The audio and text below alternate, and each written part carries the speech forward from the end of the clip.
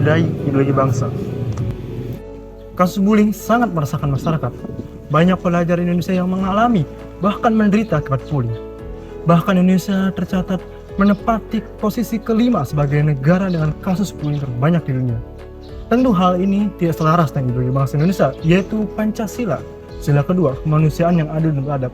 Lantas, apa yang akan saya lakukan jika saya terpilih menjadi legislator dalam memenuhi hukum yang berkeadilan? Saya akan mengajak dan bekerjasama dengan lembaga-lembaga terkait untuk membentuk komite PKR, komite penanggulangan kenakalan remaja, bertugas untuk menangani kasus kenakalan remaja, menyelesaikan kasus kenakalan remaja, dan menjadi lembaga yang membantu pelaku serta korban kenakalan remaja agar mendapatkan hukum yang berkeadilan. Melalui komite PKR, maka akan dibentuk program kerja bernama Suling, Suarakan Cegah Bullying. Suling akan aktif dalam kegiatan offline maupun online. Dalam kegiatan offline, Suling akan mengkampanyekan cegah bullying dan mensosialisasikan hukum yang mengatur tentang bullying agar para siswa pelajar Indonesia mengetahui tentang apa itu bullying dan hukum yang mengatur tentang bullying.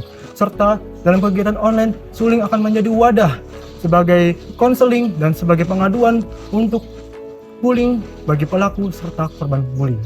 Selain itu, peran DPR di sini sangat diperlukan, mengingat DPR adalah lembaga legislatif yang bekerja sesuai dengan amanat Undang-Undang Dasar 1945 Pasal 20A ayat 1, yaitu DPR mempunyai 3 fungsi, yaitu fungsi legislasi, fungsi anggaran, dan fungsi pengawasan.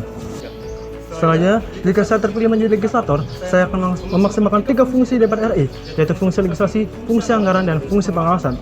Dalam fungsi legislasi, saya akan mengoptimalkan sanksi hukum yang sudah diatur dalam Undang-Undang Nomor 35 Tahun 2012 tentang Perlindungan Anak, dan dengan mempertimbangkan umur serta tingkat pelanggaran hukum yang dilakukan oleh pelaku sesuai dengan ketentuan UU Nomor 11 Tahun 2012 agar hukum di Indonesia mendapatkan yang adil atau agar Indonesia bisa memenuhi hukum yang berkeadilan. Dalam fungsi anggaran, saya akan mengalokasikan sebagian dana APBN yang dimiliki oleh DPR RI untuk pengembangan dan kampanye program Suling, Suarakan Cegah Bullying, dan memberikan bantuan dana berobat bagi para korban bullying yang mengalami dampak serius akibat kasus bullying. Dalam fungsi pengawasan juga, saya akan mengoptimalkan komite PKR dan program Suling sebagai langkah serius yang diambil oleh pemerintah dalam menangani kasus bullying dan kenakalan remaja yang terjadi di Indonesia.